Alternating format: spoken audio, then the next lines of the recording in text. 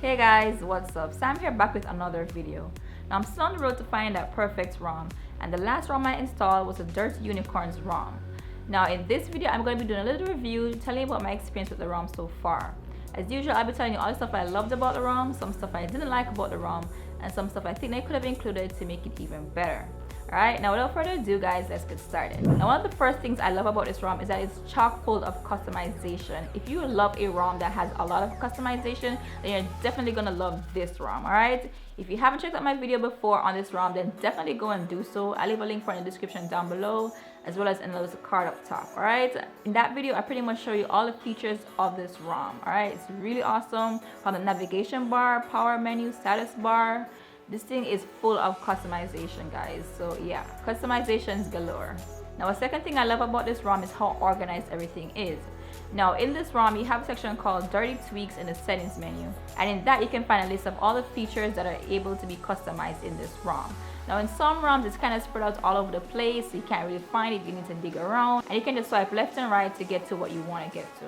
So for example, if you want to go into the power menu to get certain features, then you can do that. If you want to go into the notification tray, the status bar, anything like that, if you want to change the nav bar, it's quite easy to do. Everything is labeled and organized, alright? Now the third thing I love about this ROM is that it's very easy to update. Reason being, it has a built-in updater.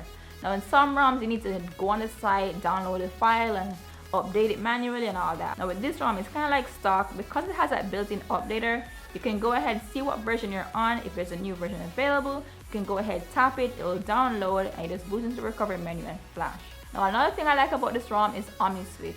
It's pretty much a multitasking feature of the ROM. Now we all move back and forth between apps all the time, so this is a very quick and easy way to do that. It also has this feature where you're able to click on your recents button on your phone and it will bring up the OMNI switch. Now once you tap on the recents button on your phone, it will bring up the switch, whether it's left, right, and from there you can jump straight into the settings, see all the recents app that you have open. You can jump straight into the app drawer, or you can pin a app to the top of the list. Now for me, I really didn't use OMNI switch that much because for one, it didn't really work as well as it should, because sometimes I'm swiping left to take it out and I'd have to try a couple times before it did come out, alright? Also, I do have Pi Control, which is an app that pretty much does the same thing and it works flawlessly all the time.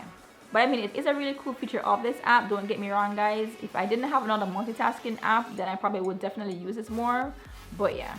Now finally, a few other stuff I liked about this ROM is the little touches that it has. Now for example, if I swipe down in my quick panel settings and clicked on a tile, it would have this nice little animation where it flicked over. Little stuff like that I really appreciate in custom ROMs. Also, it has a lot of options in this ROM. So for example, on the navigation bar, you can choose between when you touch it for it to have this nice little bouncing spring effect or a flip over effect or the pixel animation. I like having options in a ROM. They don't just give you something and be like, okay, stick with it and use this. I like options. And this ROM has a lot of options, a lot of features, customizations, a lot of stuff like that to kind of make it your own. And I really appreciate that about this ROM. Now let's get into some of the stuff I didn't like or some of the bugs I found with this ROM. Alright, now first off, the battery life. I heard a lot of good things about this battery life. I heard about 5 hours screen on time and all that good stuff. I was like, I'm really jazzed because I really want to have a ROM that has a good battery life, right? So I did try this ROM, and the very first day I got close to about 5 hours screen on time, and I was ecstatic. I was over the moon. I'm like, awesome. But then that was the first and only time I've ever gotten something that high.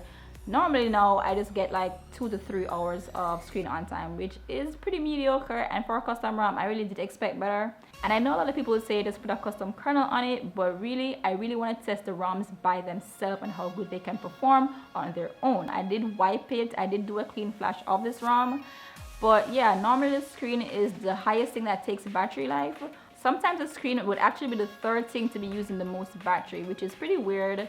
I don't know, maybe it needs some more optimization. Now the next thing I really didn't like was some force closes. Now it doesn't have too much force close. I mean, the performance is pretty good. I give it like a 80% on performance. One thing I did notice was the camera. The camera would force close a couple times well. Like maybe 1 to 5 times it would do a force close. Also sometimes when you go to take a picture, the little capture button to take the picture, it wouldn't be highlighted, so you're unable to take that picture or video. Sometimes it just freezes for a little bit and then it starts again. So yeah, the camera isn't working that great on this ROM, but it's okay. Now, even though this ROM did give me the option to have partial screenshots or full screenshots, sometimes the full screenshots wouldn't work. Now, for example, in the quick panel settings, I would have a tile to do a screenshot. Now with this, you can either tap on it to do a partial screenshot or tap on it to do the full screenshot. Now let's say you have it on full screenshot. If you tap down on that tile, it's supposed to take a full screenshot. However, sometimes this doesn't work, and what does happen is that it kind of takes a screenshot of the quick settings panel.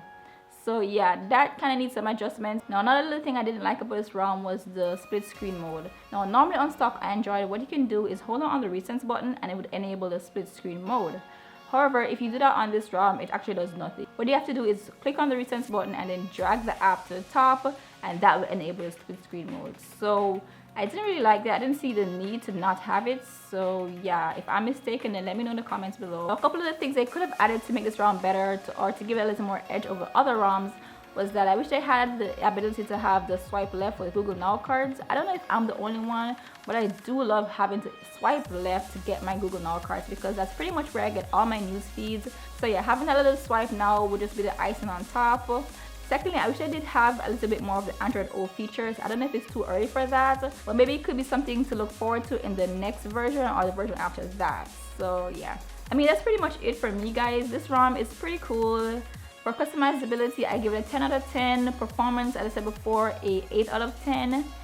And fluidity, probably like a 9 out of 10. It's a really good ROM. I highly recommend it, but for me, the battery life just isn't where I need it to be in a custom ROM. So I'm still on the road to finding the perfect ROM. So yeah, guys, if you have a different ROM for me to try, any recommendations, something that's highly customizable and has a great battery life, let me know in the comment sections down below. As always, guys, my name is Dakoin. You guys stay awesome, and I'll catch you in the next one. Zine.